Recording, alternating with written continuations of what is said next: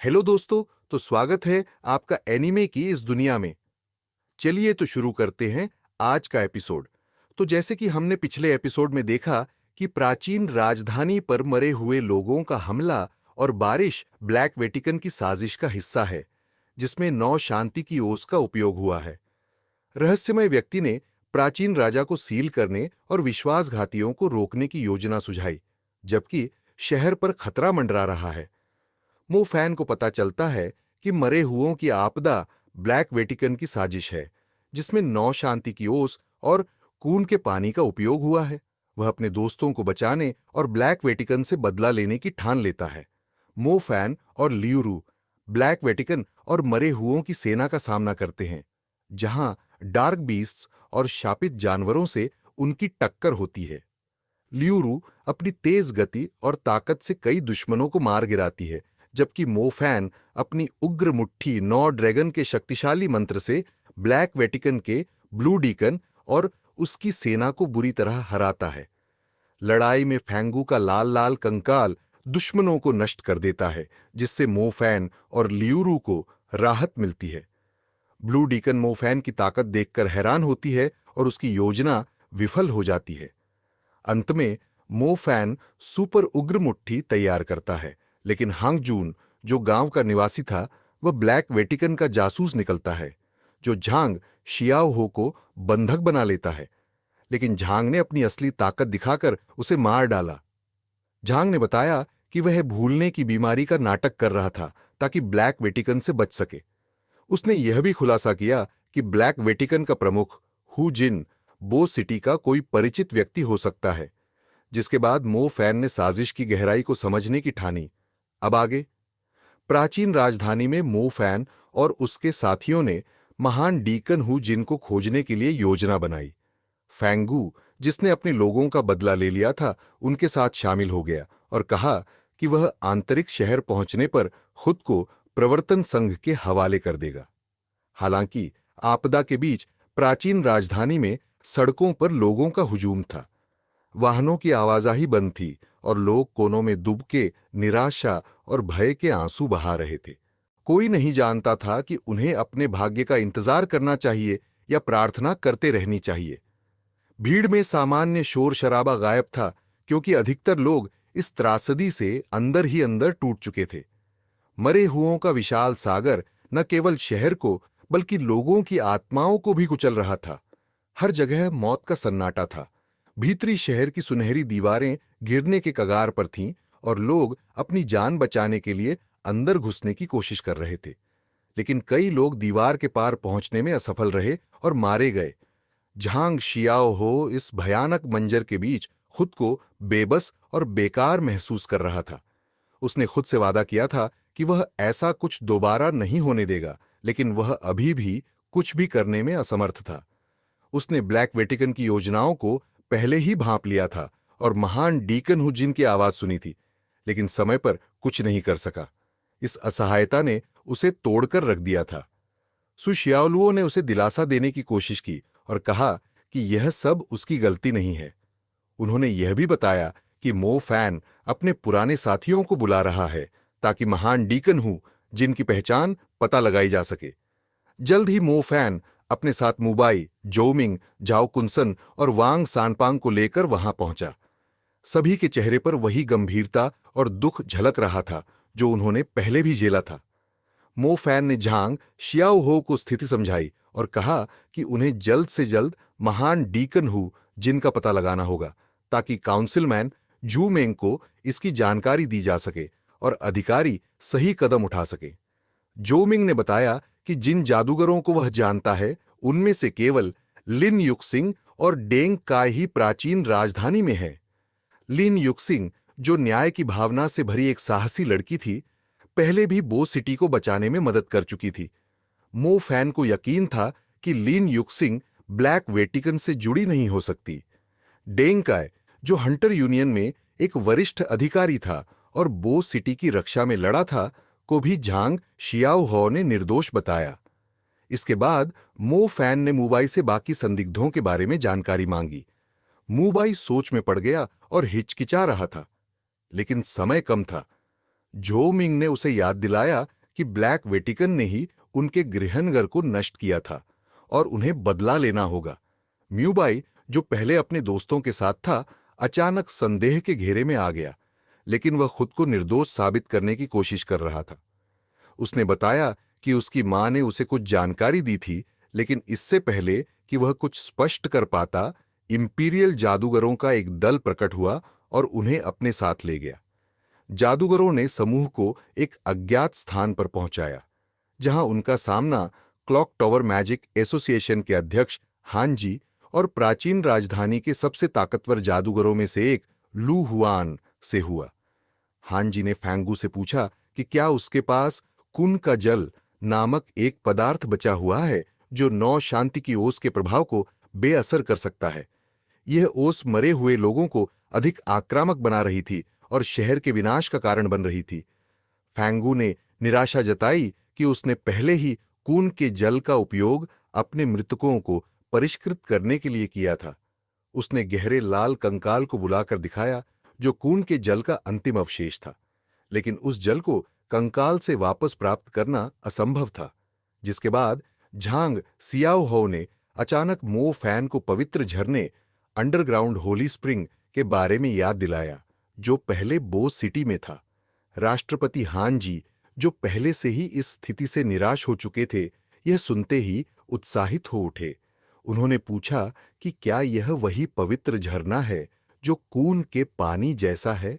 तभी एक नकाबपोश रहस्यमय व्यक्ति वहां प्रकट हुआ और उसने मो फैन को बताया कि यह झरना विशेष महत्व रखता है। रहस्यमय व्यक्ति ने खुलासा किया कि वह ब्लैक वेटिकन पर नजर रख रहा था, लेकिन साथ ही मो फैन और झांग सियाओ हो के लोगों पर भी नजर रख रहा था। उसने यह भी कहा कि उसे यह काम किसी और ने सौंपा था। मो फैन ने स्पष्ट किया कि उसके पास पवित्र झरने का शेष भाग अब मौजूद नहीं है, क्योंकि उसने पहले ही इसका अधिकांश भाग ब्लैक वेटिकन को फंसाने और अपने जादुई पेंडेंट लिल लोच में संग्रहित करने के लिए उपयोग कर लिया था। अब झरने का पानी उपलब्ध कराना असंभव था। मुबाई ने पूछा कि इस स्थिति में पवित्र झरने का क्या महत्व है। तब रहस्यमय व्यक्ति और झांग सियाओ हो ने साझा किया कि बो सिटी और आसपास के गांव एक ही पूर्वजों से जुड़े हुए हैं। ये गांव और बो सिटी हजारों साल पहले एक ही जनजाति का हिस्सा थे। बो सिटी के लोग दक्षिण की ओर चले गए और समय के साथ एक विकसित शहर बन गए, जबकि गांव दुनिया से अलग थलग रहे। रहस्यमय व्यक्ति और हान जी ने खुलासा किया कि बो सिटी के भूमिगत पवित्र झरने की रक्षा सदियों से की गई थी, क्योंकि यह वास्तव में कून का पानी ही था। इस तथ्य ने स्पष्ट किया कि ब्लैक वेटिकन पवित्र झरने को प्राप्त करने के लिए इतना प्रयास क्यों कर रहा था।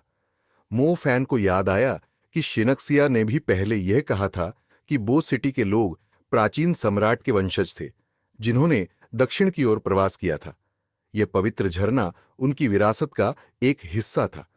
अब मो फैन को यह महसूस हुआ कि उसके पास समाधान पहले से ही मौजूद था, लेकिन उसने इसे समय पर पहचाना नहीं। लिटिल लोच में संग्रहित पवित्र झरने का पानी ही उनके पास मौजूद अंतिम उम्मीद थी। मो फैन और उसकी टीम के सामने अब एक भयावह सच्चाई थी। भूमिगत पवित्र झरना, जिसे वे समस्या का समाधान मान रहे थे, पहले ही लिटिल लोच पेंडेंट के माध्यम से ऊर्जा के रूप में उपयोग हो चुका था। अब उसमें से एक भी बूंद वापस लाने का कोई तरीका नहीं बचा था। फैंगू के कंकाल से कुन का पानी प्राप्त करने का भी कोई रास्ता नहीं था। इस स्थिति में वे असहाय महसूस कर रहे थे। राष्ट्रपति हानजी ने भी स्वीकार किया कि यह उनकी किस्मत थी और वे इससे बच नहीं सकते। उन्होंने भविष्यवाणी की कि प्राचीन राजा जल्द ही जागेगा और सब कुछ नष्ट हो जाएगा। रहस्यमय व्यक्ति ने कहा कि अगर वे प्राचीन राजा की कब्र खोजने में सफल हो जाए तो शायद एक हल निकल सकता है, लेकिन हान जी ने याद दिलाया कि किन राजवंश के सम्राट की कब्र 2000 सालों से किसी ने नहीं देखी। हालांकि ये तय था कि जब प्राचीन राजा जागेगा तो वह मरे हुओं के साम्राज्य का शासक बन जाएगा। मो फैन को अब समझ आने लगा कि यह प्राचीन राजा और कोई नहीं, बल्कि किन राजवंश का सम्राट यिंग झेंग था। यिंग झेंग वही व्यक्ति था जिसने मरे तत्व का आविष्कार किया था और अनंत जीवन की तलाश में अपने पूरे जीवन को लगा दिया था। मोफैन ने सोचा कि इस जादुई दुनिया का इतिहास उसी की दुनिया जैसा था। इतिहास के अनुसार यिंग जेंग ने अनंत जीवन की खोज में खुद को अमर बना लिया था। हालांकि अनंत जीवन का परिणाम यह हुआ कि वह एक अजेय, मरे हुए अनडेड में बदल गया। यह अनंत जीवन न केवल यिंग जेंग को एक दुष्ट राजा में बदल रहा था, बल्कि उसके जागने से मरे हुओं की एक विशाल सेना का नियंत्रण भी उसके हाथों में जा सकता था। यह सेना इतनी बड़ी थी कि वह पूरे आकाश को ढक सकती थी और विशाल प्राचीन राजधानी को बर्बाद कर सकती थी। हान जी ने कहा कि यह प्राचीन राजा जागते ही पूरे शहर और दुनिया को मरे हुओं के साम्राज्य में बदल देगा। मरे हुओं की यह सेना मानवता के लिए सबसे बड़ा खतरा थी। मोफैन ने महसूस किया कि यह समस्या केवल एक जादुई घटना नहीं थी, बल्कि इतिहास और इस जादुई दुनिया के घातक मिलन का परिणाम थी। यिंग जेंग की मरे तत्व की खोज, उसका अनंत जीवन पाने की लालसा और अब उसका जागना, यह सब इस आपदा का केंद्र था। हांजी और अन्य लोग एक गंभीर संकट में हैं, जहां माउंटेन जोम्बी नामक एक विशालकाय जीव शहर के उत्तरी हिस्से में विनाश फैलाने के लिए तैयार है। इसका भयावह आकार काले बादलों को चीरता हुआ खड़ा है और उसकी आंखों से निकलती मौत की चमक पूरे क्षेत्र को भयभीत कर रही है। इसी बीच सभी की बातचीत ब्लैक वेटिकन और उनके षड्यंत्रों की ओर मुड़ जाती है। झोमिंग अचानक म्यूबाई से पूछता है कि क्या उसे किसी पर संदेह है। म्यूबाई अपनी मां द्वारा दी गई एक पुरानी जानकारी साझा करता है, जिसमें पता चलता है कि युआंग नामक व्यक्ति ब्लैक वेटिकन का सदस्य था और उसे म्यू परिवार में म्यू हे ने लाया था। यह तथ्य बेहद चौंकाने वाला होता है, क्योंकि युआंग को म्यू झोयुन ने गोद लिया था और म्यू परिवार ही उसके जीवन की नींव बना था। इस दौरान झांग शियाओ हो अचानक दर्द से चीख उठता है। हांजी उसकी हालत देखकर चौंक जाते हैं और उसकी आस्तीन फाड़ते हैं। झांग की बाह पर एक भयानक काले सेंटीपीड जैसा निशान दिखता है, जो उसके शरीर के अंदर गहराई तक जा चुका है। हांजी पहचानते हैं कि यह एमनेसिया बग है, एक मानसिक और अभिशाप तत्व का संयोजन जो किसी की सबसे महत्वपूर्ण यादों को खा जाता है। यदि झांग को उसकी खोई हुई यादें वापस आती हैं, तो उसकी मौत निश्चित है। झांग को महसूस होता है कि उसने ब्लैक वेटिकन के किसी रहस्य को जान लिया था, लेकिन एमनेसिया बग ने उस स्मृति को दबा दिया है। जैसे ही वह यादें वापस लाने की कोशिश करता है, दर्द और बढ़ जाता है। हांजी अपनी हीलिंग स्पिरिट का उपयोग करके झांग को बचाने की कोशिश करते हैं, लेकिन एमनेसिया बग इतना शक्तिशाली हो चुका है कि उसका इलाज मुश्किल हो जाता है। इसी बीच रहस्यमय व्यक्ति बताते हैं कि यह बग न केवल यादें मिटाता है, बल्कि झांग की जान भी ले सकता है। आखिरकार झांग को बेहोश करके उसकी याददाश्त को स्थिर किया जाता है। हांजी के उपचार के कारण उसकी जान बच पाती है, लेकिन यह साफ हो जाता है कि म्यू हे, जो म्यू परिवार का हिस्सा है, ब्लैक वेटिकन से जुड़ा हुआ है और शायद वही इस षड्यंत्र के पीछे है। मो फैन और सुशियाओलुओ को यह समझ आता है कि ब्लैक वेटिकन का यह खेल कितना खतरनाक है। उन्हें यह भी एहसास होता है कि झांग शियाओ हो ने अपनी जान जोखिम में डालकर एक बड़ा रहस्य उजागर किया है। अंत में मो फैन गुस्से में म्यू हे का नाम लेता है और महसूस करता है कि ब्लैक वेटिकन का यह षड्यंत्र कहीं अधिक गहरा और खतरनाक है, जो लाखों लोगों की जान को खतरे में डाल सकता है। जो मिंग, झाओ कुनसन, वांग सानपांग और म्यूबाई स्तब्ध हैं, क्योंकि उन्हें पता चलता है कि म्यू हे, जो कभी तियानलान मैजिक हाई के एक वरिष्ठ अध्यक्ष थे, वास्तव में ब्लैक वेटिकन का सदस्य हो सकता है और वह सलान भी हो सकते हैं। मो फैन और जांग शियाओहो दोनों के परिवार म्यू परिवार के साथ जुड़े थे और मो फैन के पिता तो म्यू हे के ड्राइवर और सहायक भी थे। यह सच्चाई उनके लिए भयावह थी, क्योंकि म्यू हे को वे एक दयालु और सम्मानित व्यक्ति मानते थे। म्यूबाई, जो म्यू हे का भतीजा है, को यह स्वीकार करना बेहद मुश्किल हो रहा था। उसने कभी सोचा भी नहीं था कि उसके चाचा, जिनका वह सबसे अधिक सम्मान करता था, इतने खतरनाक हो सकते हैं। युआंग का ब्लैक वेटिकन से जुड़ाव म्यू परिवार के माध्यम से हुआ था और म्यू हे ने ही उसे म्यू जुओयुन के पास रखा था।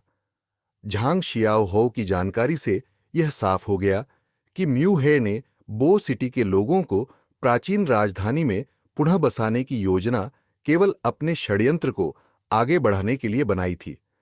हांजी बताते हैं कि उन्होंने सलान को हिरासत में ले लिया है, लेकिन अब तक उसकी असली पहचान स्पष्ट नहीं हो पाई है।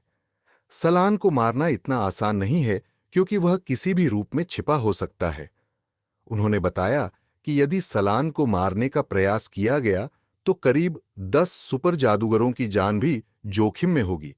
रहस्यमय व्यक्ति ने बताया कि सलान की पहचान उजागर करने के लिए मैजिक एसोसिएशन के कई प्रवर्तन संघ के सदस्य अपनी जान गंवा चुके हैं। उन लोगों ने सलान की असली पहचान का पता लगाने के लिए असाधारण बलिदान दिया था। अधिकारियों को हिरासत में लेना उनका आखिरी उपाय था। इसमें डू जियो, जू मिंग, फी जियाओ और लू जू जैसे वरिष्ठ जादूगर शामिल थे, जिन्होंने प्राचीन राजधानी की रक्षा में अहम भूमिका निभाई थी। मो फैन और बाकी लोग यह सुनकर दंग रह जाते हैं कि सलान को मारने के लिए वे सभी 10 सुपर जादूगरों को भी मारने की योजना बना रहे हैं। यह निर्णय बेहद क्रूर और कठोर था, लेकिन हांजी ने समझाया कि यदि वे अभी सलान को नहीं मारते तो भविष्य में वह और भी विनाशकारी आपदाएं लाएगा। उन्होंने इस साजिश को उजागर करने के लिए बहुत बड़ी कीमत चुकाई थी और हजारों लोगों की जान पहले ही जा चुकी थी। फैंगू और अन्य लोग इस निर्णय पर सवाल उठाते हैं, लेकिन हांजी दृढ़ता से कहते हैं कि यह उच्च अधिकारियों का निर्णय है। उन्होंने देखा था कि इस आपदा में कितने निर्दोष लोगों की जान गई है और यह भी महसूस किया कि सलान को छोड़ देना कितना खतरनाक हो सकता है। इस षड्यंत्र को उजागर करने और सलान को पकड़ने के लिए अनगिनत बलिदान दिए गए थे और अब उनके पास यही एक मौका था। हालांकि मू बाई इस निर्णय के खिलाफ है। वह तर्क देता है कि अगर सलान को पहले से ही मरने का डर नहीं था तो वह इस बलिदान का लाभ उठा सकता है, और अगर गलती से सलान अधिकारियों में से कोई नहीं निकला तो शासक स्तर के मरे हुए लोगों से निपटने के लिए कोई बचा नहीं रहेगा। इससे पूरा शहर नष्ट हो सकता है। उसके अनुसार यह तरीका बहुत चरम और खतरनाक है। रहस्यमय व्यक्ति ने मूबाई के तर्कों का जवाब देते हुए कहा कि यदि उन्हें इस योजना से कोई आपत्ति है तो उन्हें एक बेहतर विकल्प प्रस्तुत करना चाहिए, अन्यथा मौजूदा योजना पर आगे बढ़ना ही एकमात्र व्यावहारिक समाधान है। मो फैन भी मानता है कि यह स्थिति बेहद जटिल है और म्यू हे, जो महान डीकन हु जिन है, उसे पकड़ने के अलावा कोई और रास्ता नहीं है। म्यू हे सलान का दाहिना हाथ है और केवल वही असली सलान की पहचान जानता है। मो फैन का मानना है कि म्यू हे को पकड़कर सलान की पहचान उजागर की जा सकती है। हालांकि रहस्यमय व्यक्ति ने चेतावनी दी कि म्यू हे बहुत चतुर है और यदि शाही जादूगरों को भेजा गया तो वह भाग जाएगा। इस पर मो फैन और जो मिंग ने स्वयं म्यू हे से निपटने का प्रस्ताव रखा। मो फैन ने आत्मविश्वास से कहा कि म्यू हे उन्हें खोजने जरूर आएगा। मूबाई ने एक योजना बनाई।